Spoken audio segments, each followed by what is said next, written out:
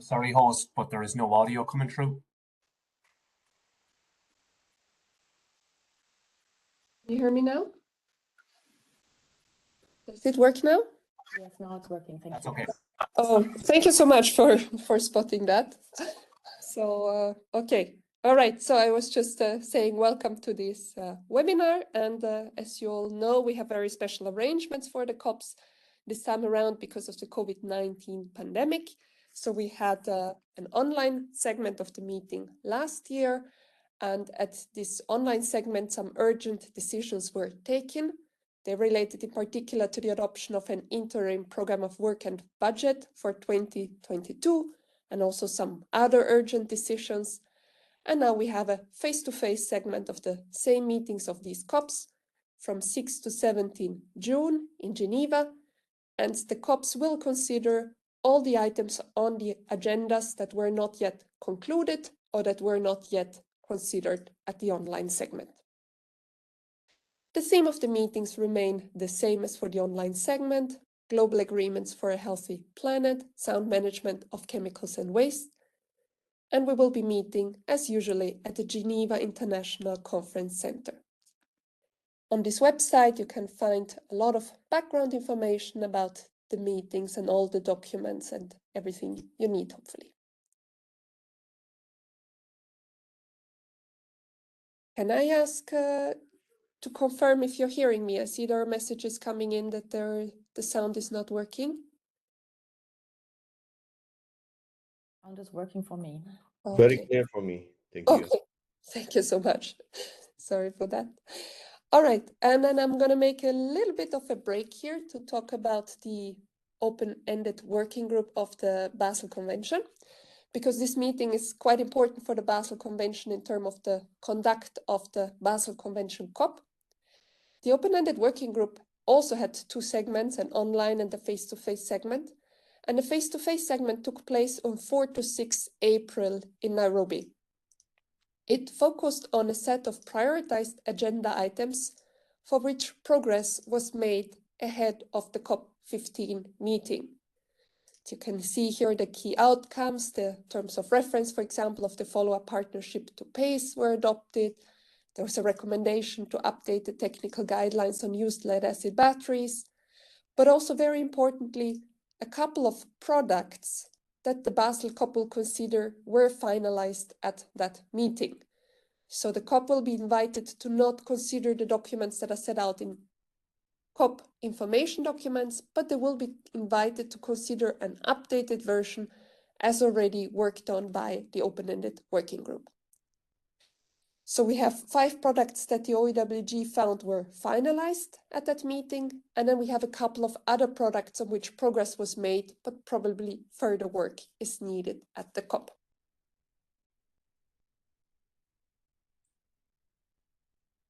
Then also we have had regional preparatory meetings in 4 of the regions. You can see here an overview when and where they were held. And we very much thank the governments of Norway, Switzerland, and also the European Union through the ACP MEAs program that allowed us to hold these regional preparatory meetings. Coming then first to the high-level segment of the COPs. I think everybody knows by now it is being held on the 1st of June in Stockholm, Sweden, in connection with the Stockholm Plus 50 international meeting. So the Stockholm Plus 50 meeting is taking place there on 2 and 3 of June, and then on 1 June there will be the BRS high-level segment. So this is of course an excellent opportunity for us to raise awareness on the contributions of the BRS conventions to the 2030 agenda and to tackling the Earth's triple planetary crisis of pollution, climate change, and biodiversity loss. It is supposed to be an interactive and dynamic platform for ministers and other high-level representatives to interact. And we have a lot of registrations. Actually, by now it's not over 40, it's already over 60 ministers that are confirmed to attend this meeting. And if any registrations are still ongoing, please take into account that you also need to be registered to the Stockholm Plus 50 meeting and additionally to the BRS high-level segment. The program is actually not yet available in this information document, but if you go on the website and on the section of high-level segment, the program itself is already available. So there's a program, there's thought starters for the various discussions, so you can have a look at that and see then how it fits for the planning of the participation of your ministers. In particular, there are going to be interactive discussions, ministerial discussions taking place, 3 subsequent discussions on different topics that will be moderated, and you can have a look at the website on the details. Now we move on to the face-to-face segment of the COP. So a very important document here is the information document number 2, revision 1, because that sets out the tentative schedule of the work. And you can see when which convention is meeting and when which topics are expected to be taken up. On the day prior to the meetings, on the 5th June, the Sunday, there is a bureau meeting held from 1 to 3 p.m. for the bureau members. And then there's provision made for regional meetings from 3 to 6 p.m. Of course, it's up to the region to organize themselves as they wish, but rooms will be made available for them. Then we start, as done with the past, with the joint issues at the beginning. But what is different this time from the past is that we have several items that are starting a bit ahead of time in order to give sufficient time to the discussions, in particular in contact group on these topics. So please note in particular that BC technical issues, in particular the technical guidelines, as well as BC legal issues, and there the further legal clarity are starting early. Further legal clarity includes the general discussion on the work of the expert working group, but it also includes 2 amendment proposals to the convention. There's the amendment proposal from the EU and the amendment proposal from Switzerland and Ghana.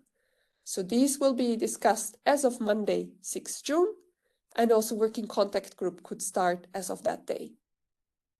On Stockholm side, we have the listing of chemicals that is starting as early as Monday, 6 June. Then the order of the convention-specific sessions is as done in the past, Stockholm, Basel, Rotterdam. And the day off is on a different day this time. It is on Saturday instead of Sunday.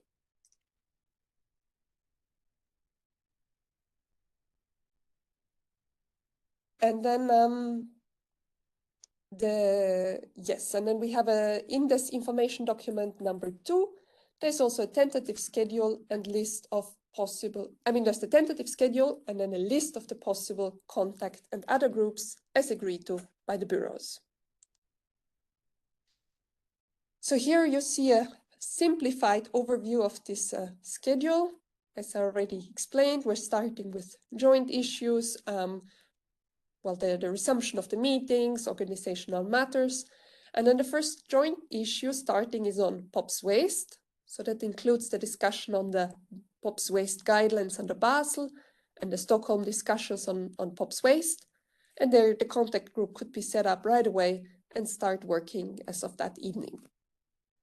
In the afternoon, we have the early session on the Basel technical guidelines.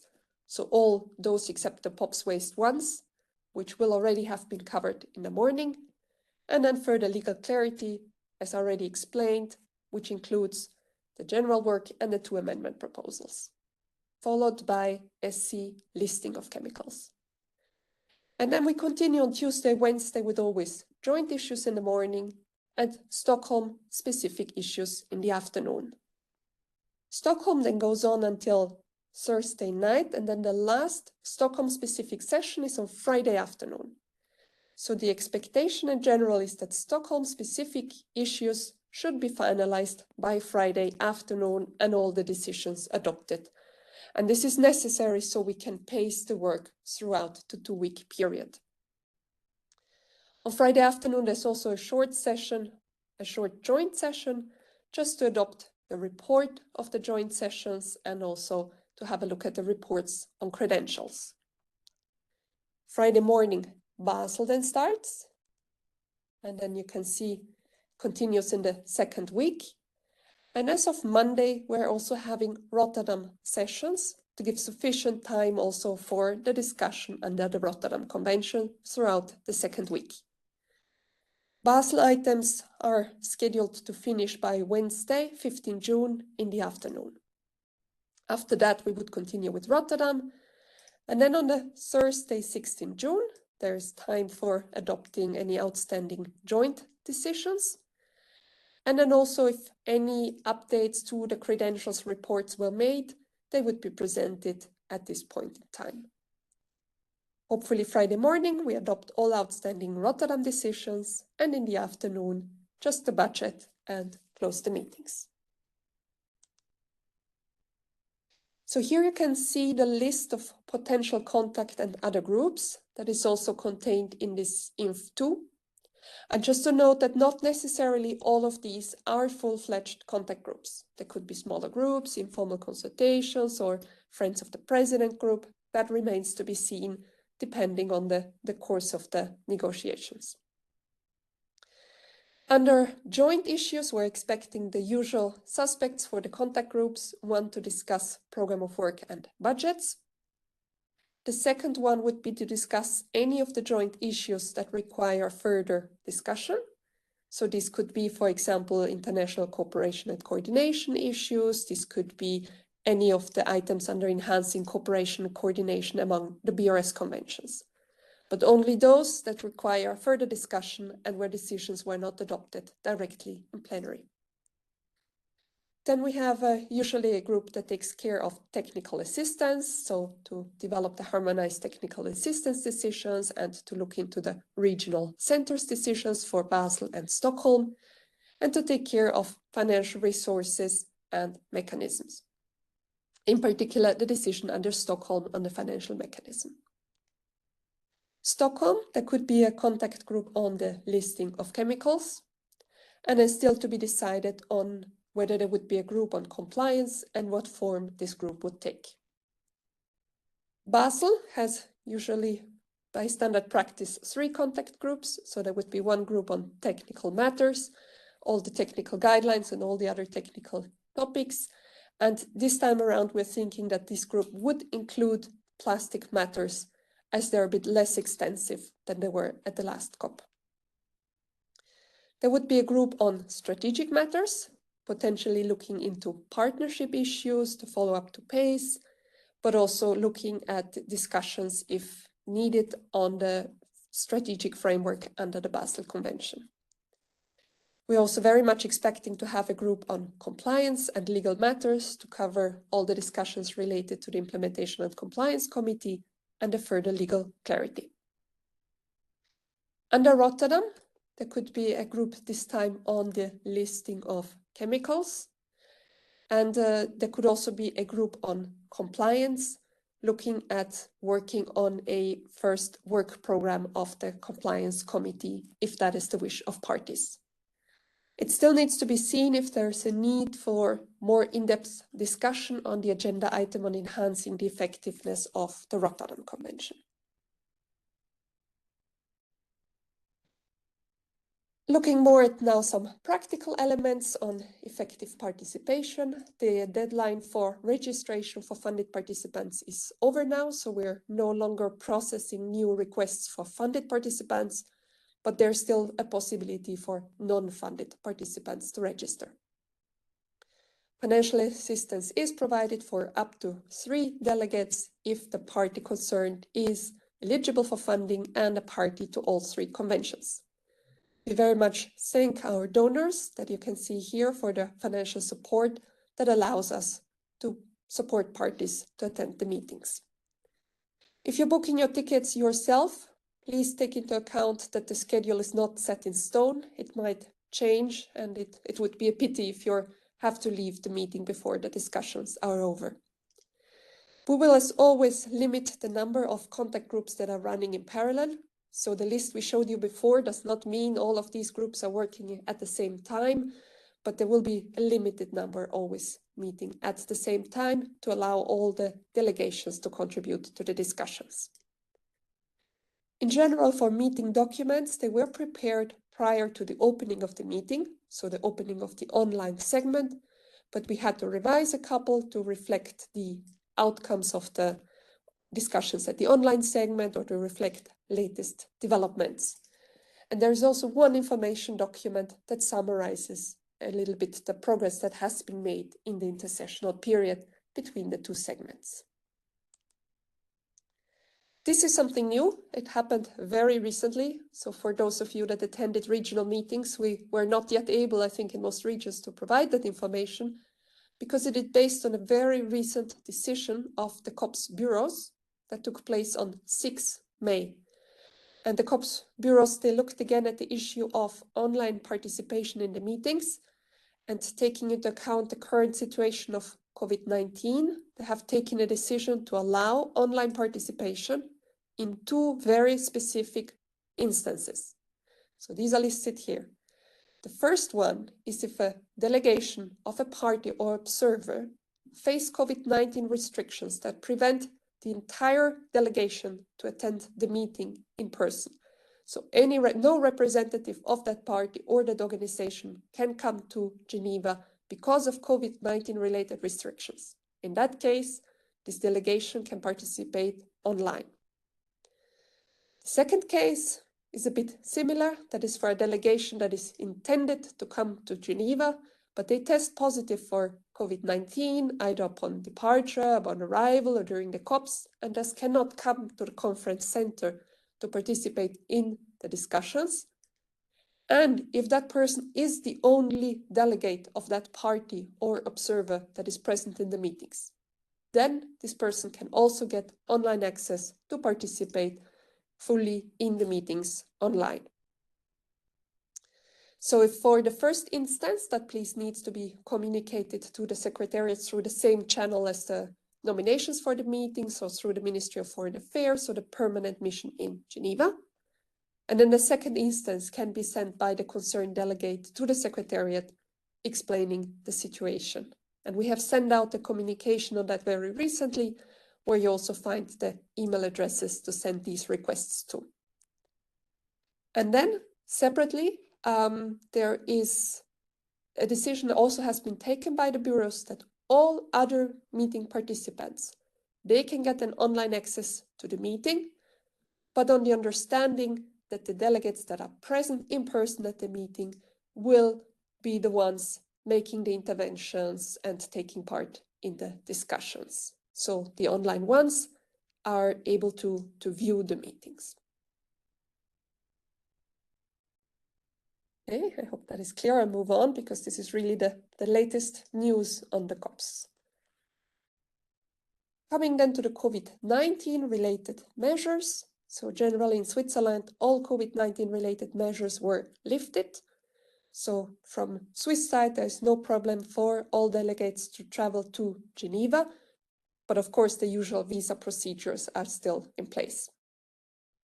Participants should thus look at travel restrictions in place either in their countries or in countries of transit.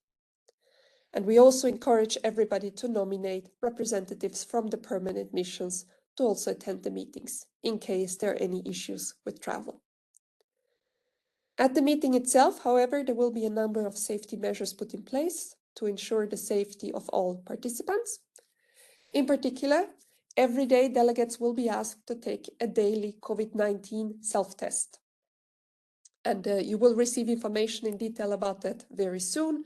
But basically the way it works is that on the first 2 days, so on the Sunday and the Monday, upon arrival, the delegates will be asked to go to the CCV center. So that is the conference center just across the road from the CICG. And there they will get the first self-test. And there'll also be healthcare workers able to assist if needed, so that everybody can take their first test. And then it's very important that you always keep the little test strip, because you need that to enter the building. So you can take the COVID test there, then you can walk over to CICG, and security will let you in upon presentation of the little self-test, this little strip. And then upon registration, you would get your full set of self-test kits for the entire duration of the meeting. And we expect you to take your test every day at home, in the hotel, before you come to the meeting venue. So it's really just on Sunday, Monday that you have to come to CCV to collect your first test and take it there. And then from then on the other days, you can take it at home. But please always think of bringing the little strip because you have to show it every day to get inside the building. The wearing of mask will also be obligatory within the conference center. And there will also be a tent outside of CICG where you can take formal COVID-19 tests, so antigen or PCR tests, should that be needed. For example, if you need it in order to travel back to your country. And the antigen tests will be provided free of cost, but PCR tests are at the expenditure of participants. We, of course, also strongly recommend that all participants are fully vaccinated against COVID-19, and very important that you have travel insurance covering any related treatments, or in case you need to stay in Geneva longer than necessary because you're in quarantine. Please note the Secretariat will not cover the days of DSA if you're quarantined in Geneva. So please make sure you have an appropriate travel insurance. Credentials is same as for the online segment, nothing new there. Originals and copies are being accepted with the understanding that originals will be submitted as soon as possible. Credentials have to be issued by the head of state or government or by the Minister of Foreign Affairs. They could be done either for both the segments together or for each segment separately, so you can now update your credentials for the face-to-face segment, and they should be submitted no later than 24 hours after the opening of the meetings. There is a model available in all 6 UN languages, and we do very much appreciate advanced submission of credentials. But please bring the original to the meeting venue. Do not send them anywhere because we'll be over there, so please bring them in hand to the meeting venue. Election, of course, is an important topic always at the COPs. So here you can see an overview table of the various elections that are, of the various positions that are available. You can see there is the bureaus of the 3 COPs, then for Basel also the Bureau of the Open-Ended Working Group. There is the Implementation and Compliance Committee, and then the Network on Illegal Traffic that is called Enforce. Rotterdam also needs new members for the Chemical Review Committee, and for Stockholm, the Persistent Organic Pollutant Review Committee. We'll not go into details here unless you have questions later on. And then also there's a website specifically for further information on elections. What is very important if you're thinking of putting forward candidates for elections is that each region has a focal point that is coordinating these elections. And also they were discussed for those regions that had regional preparatory meetings. There was a first round of discussion and maybe some processes put in place for each of the regions. So it might be good if you check with the focal points of each region where this topic is for your specific region. If you're putting forward candidates, please take into account the requirements for these positions, namely, is there any background information that needs to be submitted? What qualifications are required? What are the time needs? Does the person need to travel? Because this is very important for the people then to duly fulfill their duties. Also very important are the rules on arrears, because if your party is in arrears for 2 or more years, you're not eligible to provide candidates for these elections. In particular, not eligible are the members of the Basel COP Bureau and the Bureau of Subsidiary Bodies. For Rotterdam and Stockholm, it is members of the Bureau or members of the subsidiary bodies. And this rule does not apply to least developed countries and small ILAP developing states or parties that are respecting a schedule of payments.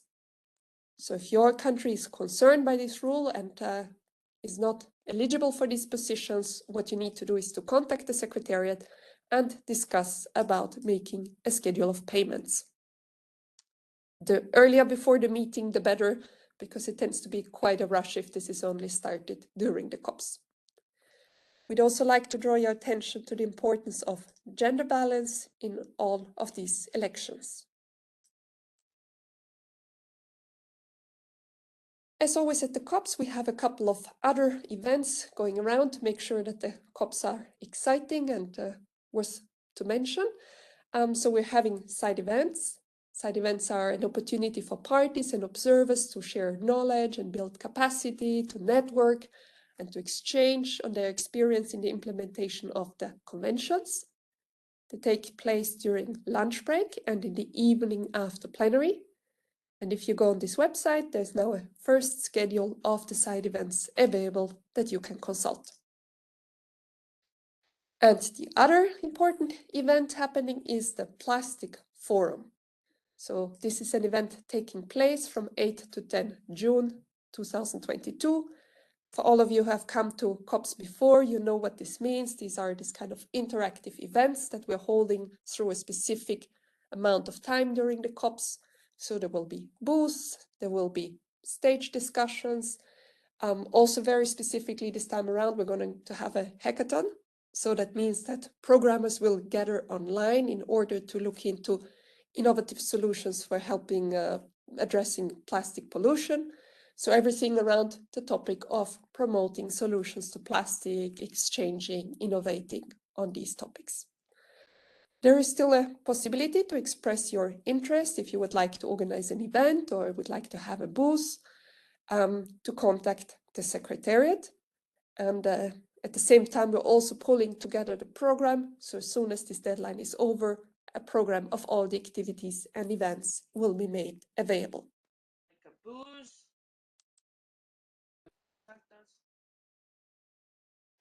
And then just to quickly mention some of the main issues of the agenda, but that would take a lot of time to talk about it in detail. So I'll just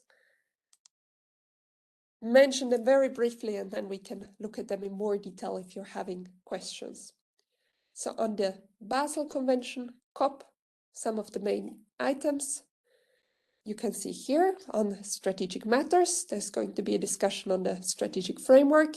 On one hand, we have a final evaluation of the current strategic framework, and then there will be a first consideration of whether there should be a future framework or other type of effectiveness evaluation of the convention. There will also be work on the environmentally sound management guidelines. In particular, there's one practical manual that is still to be considered by the COP to ensure that transboundary movement meets the requirements of environmentally sound management. Many topics under scientific and technical matters. These are all the various technical guidelines on POPs, on mercury, plastic, D5, D10, decision whether to update the technical guidelines on used lead acid batteries. There will be work on the national reporting, in particular some guidance documents that are being developed, and a discussion on where the plastic waste under the convention is going, further activities, and assessing the effectiveness of the current measures. Basel Convention Partnership Program, also important, in particular some of the partnerships such as the follow-up to PACE, where some decisions about the future work are to be taken. In the legal, governance and enforcement area, we of course have the Implementation and Compliance Committee. There are 2 guidance documents developed by this committee that are for approval of the COP, and then also the work program for the biennium of this committee is to be decided. Under further legal clarity, I already mentioned that it includes the general work and the 2 amendment proposals. There's additionally a third proposal to amend the convention on the table, and that is a proposal by the Russian Federation to amend paragraph 2 of Article 6 of the convention. Rotterdam has in particular the discussion on the listing of chemicals. We have 2 new chemicals, and by new we consider that it hasn't been discussed by the COP yet. So it's recommendations from the Chemical Review Committee to list decabromodiphenyl ether and perfluorooctanoic acid, its salts, and PFOA-related compounds. Then we have chemicals that were considered already previously by the COP, but for which there was no agreement on listing: acetochlor, carbosulfan, chrysotal asbestos, pention formulations, and paraquat formulations. Under compliance, the parties will look at the first program of work of the Compliance Committee. And under enhancing the effectiveness of the Convention, there are two separate topics. One is the general work on enhancing the effectiveness of the Convention, where in particular the parties will consider an information dissemination strategy developed by the Secretariat. And then secondly, there is also a proposal from some African countries that comes actually from the COP8 to amend Article 16 of the Convention. Stockholm is considering the listing of one chemical, well, at least one group of chemicals, and that's perfluorohexane sulfonic acid, PFHXS, its salts and related compounds, and the proposal is for listing in Annex A to the Convention without specific exemptions. A couple of topics then on the intentionally produced POPs, on brominated diphenyl ethers, need for exemptions, and then also under specific exemptions, DDT and PCB. There is a discussion on compliance because Stockholm hasn't yet adopted its compliance mechanism, so it will consider draft text for procedures and mechanisms on compliance. On national implementation plans, there is revised guidance presented. Also for BAT and BEP, there are updated guidelines and guidance, and for reporting to consider the updated reporting system. On joint issues, I already mentioned, we have technical assistance discussion, including Basel and Stockholm Convention regional centers. We have financial resources, in particular the discussion on the Stockholm financial mechanism. Then on budget and program of work. So it's important to mention that at the online segment, the parties already adopted an interim budget for this year, as well as a supplementary budget. And that was for meetings that were supposed to take place in the last biennium, but could not take place because of the COVID pandemic. So one example of a meeting that is in the supplementary budget are the COPs, the face-to-face segment of the COPs. And then what the parties are consider at the face-to-face segment is now the full budget for 2022-2023. And we have two scenarios, the zero nominal growth scenario and the executive secretary scenario. And the request by parties was that that be below a 5% increase. And it's actually coming out at 4.3. Very important to mention on the budget that the zero nominal growth scenario does not constitute a continuation of our activities. It is actually a severe cut in activities. Because of the increase of staff costs, it's not possible to remain all activities as they are. So if parties are looking for a continuation of activities as they are now, that is the executive secretary's scenario. And everybody's invited to familiarize themselves well to understand what the zero nominal growth scenario would actually imply for parties. Then we have international cooperation and coordination, very interesting topic, in particular the one on with other organizations, because there we had very pertinent decisions taken at the last UNEA 5.2, in particular for the development of a legally binding agreement on plastic waste, and then also for the setup of a science policy panel. So we're sure parties will want to discuss on how BRS are contributing to these developments. Under enhancing cooperation and coordination, we have the usual topics that we consider: the clearinghouse mechanism, gender, synergies in preventing and combating illegal traffic and trade, and science to action. All right, and this is my last slide, just to raise your attention that there are also some other webinars now taking place, the same as this one. We have one in Spanish next week, and then also another one in English at a different time of the day, and then one in French next week. I'd like to thank you very much for your attention.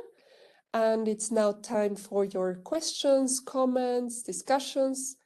You can either send them by chat, and I think